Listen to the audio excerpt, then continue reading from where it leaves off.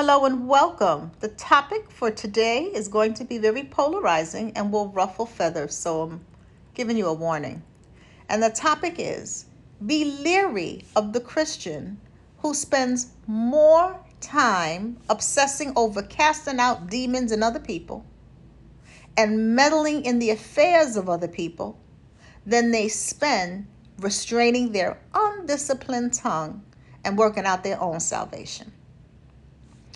James 1:26 says, the first chapter of James, the 26th verse, if anyone thinks he is religious and does not bridle his tongue, but deceives his heart, this person's religion is worthless.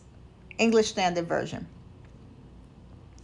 And so a lot of times you will come across people, and I'm speaking to the believer, who think they're religious, but they have no discipline over their tongue. They say the meanest, cruelest, most hurtful things. There's no discipline. They gossip about people.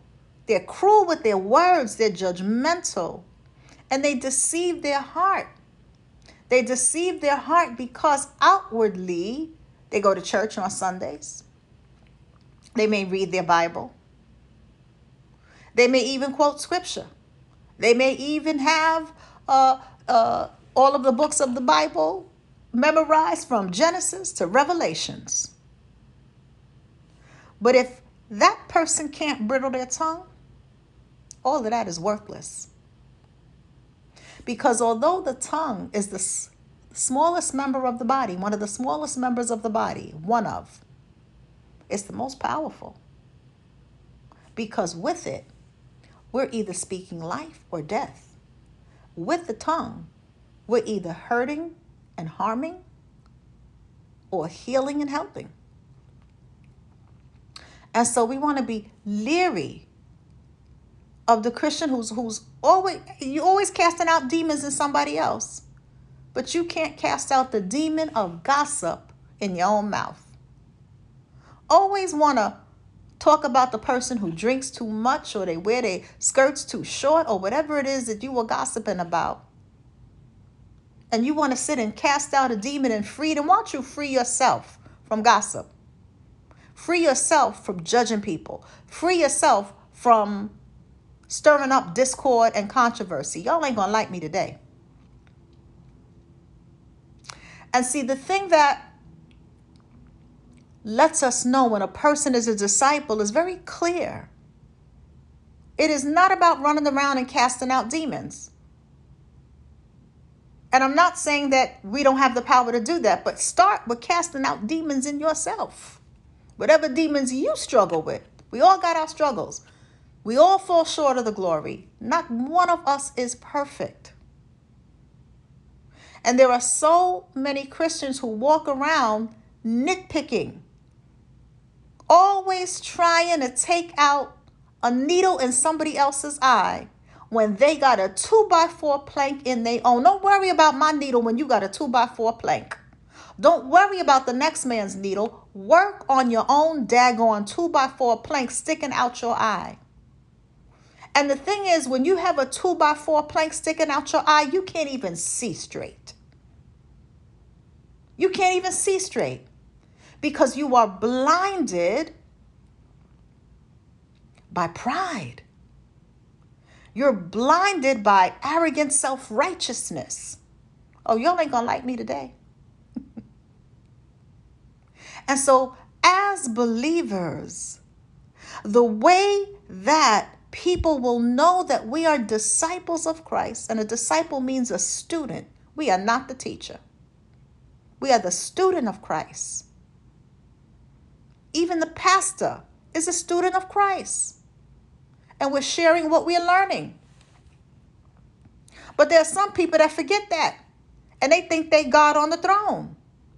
There are some people that forget, baby girl, baby boy, you a disciple. Like the rest of us. You ain't on the throne. It's only one God.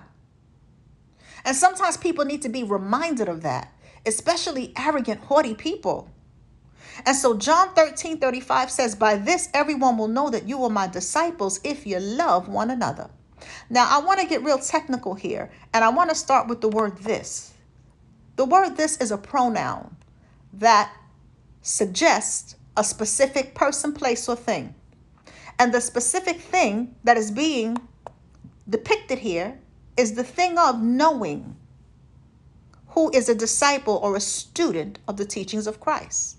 And the thing that will let people know that, will let everybody know that, is not how much we judging, not how much we running around casting out demons, not how often we go to church, not whether we can recite the Bible from Genesis to Revelation, not whether we ask a person how often you went to church, not whether we have a bracelet on in purple that says WWJD, what would Jesus do? Not by the number of bumper stickers on our car that say WWJD. None of that is how people will know whether or not we are disciples of Christ. It's if you love one another. How do we treat people?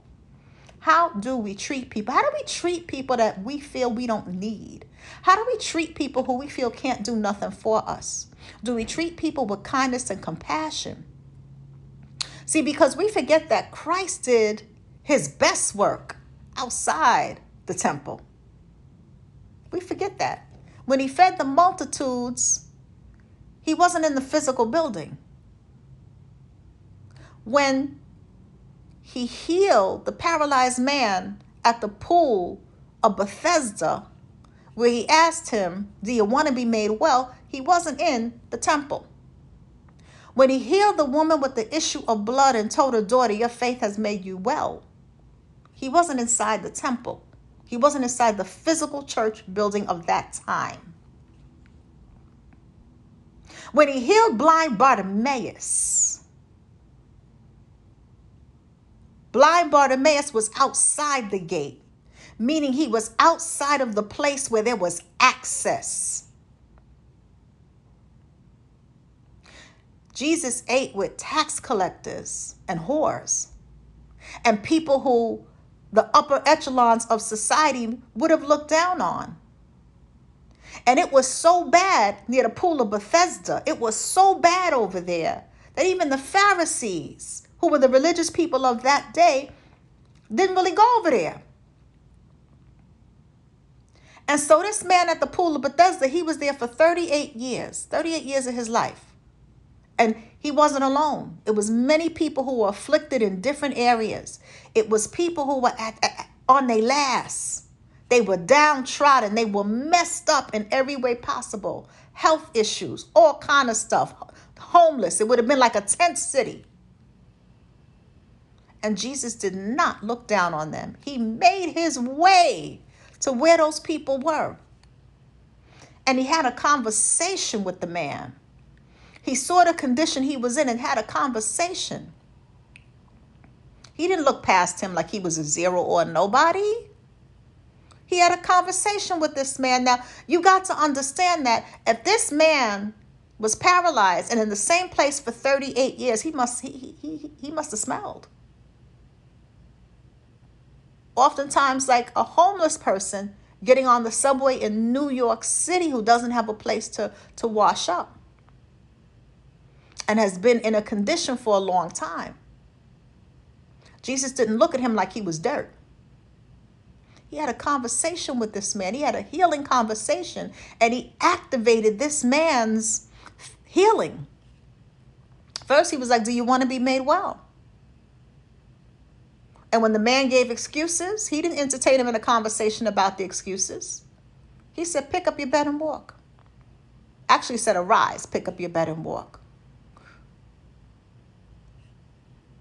When Jesus ignited a ministry in the woman at the well who had been around the block with man after man after man after man, she had been around the block. She had a whole lot of mileage. He didn't have a conversation with her saying, you filthy, filthy hoe.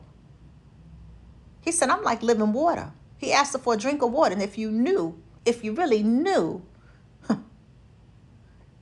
it'd be a whole nother conversation. He met her where she was at. He didn't look down on her. He had a conversation with her. He let her know, I see you, and there's more for you than how you living. It's more for you. It's more to life.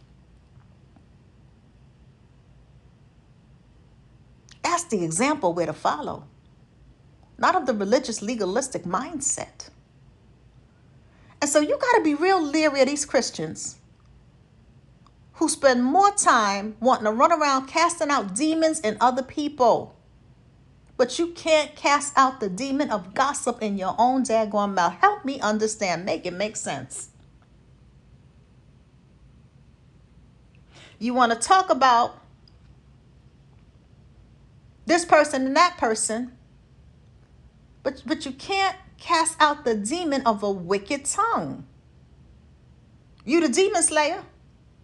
Why don't you slay that tongue? And see, when we think about how Christ did ministry on earth, he loved on people. And he tells us in John 13:34, by this, everyone will know that you are my disciples if you love one another. If you love one another. Not if you criticize one another. Not if you look down on one another, but if you love one another. And Philippians 2:12 tells us that we got to work out our own salvation. It says, therefore, my beloved, as you have always obeyed, so now, not only as in my presence, but much more in my absence, work out your own salvation with fear and with trembling. Each one of us got to work out our own salvation. I can't work out your salvation, and you can't work out mine. We could pray for one another. We can encourage one another. We could build one another up. When necessary, we can show one another the light. When necessary, there are times that we may have to rebuke. But before you rebuke the next man, just make sure you rebuke yourself. The things that need to be rebuked in your own life. And I'm speaking to myself as well, because we all fall short of the glory. Not one of us is perfect. But you will meet Christians who act like they are so high and mighty and perfect. And they are so preoccupied with wanting to take out needles in other people's eye, they can't even see that they got a log in their own. And it ain't a regular log, it's a 2x4. And think about it. When you got a log in your eye, think about how big a log is. Think about a log, right? When you got a log in your eye, it blinds your vision. You can't really see. You can't see. You can't see because you are so blinded by the thing that you are doing that it obscures your ability to see yourself clearly. It obscures our ability when we have a log in our eye.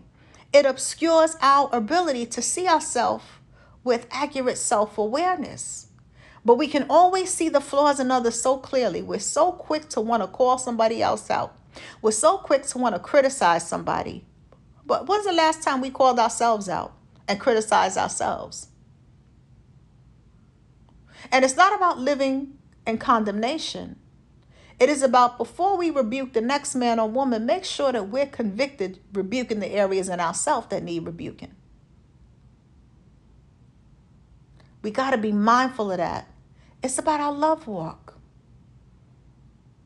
And when you look at the life and ministry of Jesus, Jesus loved on people. And he loved on many people that the religious people of that day, the Pharisees of that day, wouldn't bother with. And so as we begin to prepare ourselves for Christmas, Christ's Mass, let us not only remember the reason for the season, but let us remember the mission and ministry of Christ. And as disciples of Christ, as students who learn and grow and who are working out our own salvation one day at a time, one decision at a time, one moment at a time, let us be more intentional about extending more compassion and less condemning, extending more kindness and less canceling, extending more help and less hurting and harming with our words and our deeds. So this message is not going to resonate with everybody, and that's cool, because I ain't for everybody. But for those that have ears to hear, hopefully it resonates with you. Have an amazing day. And you can join us tomorrow. We are having a Christmas Eve service. It's happening in the morning. It's Christmas Eve morning service. And the flyer will be up in the community tab of the YouTube channel with the details, the number to call in, and the access code. If you are not able to make the live service tomorrow, it will also be up on YouTube later on that day. But if you would like to request prayer during the service, you can join us live. And again, the flyer with the time and all the information that you need will be in the community tab. So have an amazing day. Take care of yourselves and each other. Bye-bye.